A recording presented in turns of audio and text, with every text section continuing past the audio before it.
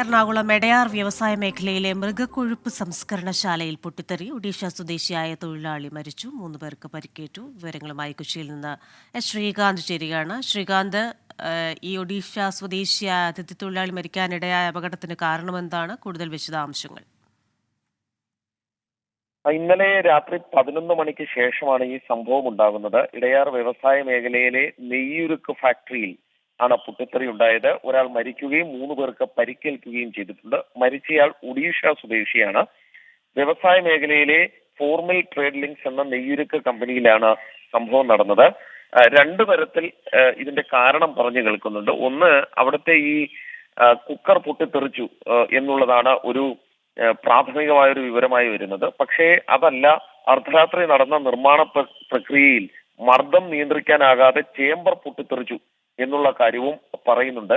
പക്ഷെ ഇത് നിലവിൽ ഇപ്പോൾ പോലീസ് സ്ഥിരീകരിച്ചിട്ടില്ല. അതിന്റെ പരിശോധനകൾ നടക്കുകയാണ്. പരിക്കേറ്റവരെ ഉൾപ്പെടെ കളമശ്ശേരി മെഡിക്കൽ കോളേജിലേക്ക് നിലവിൽ മാറ്റിയിട്ടുണ്ട്. ശരി, കൊച്ചിയിൽ നിന്ന് വിവരങ്ങൾ നൽകുകയായിരുന്നു ശ്രീകാന്ത്.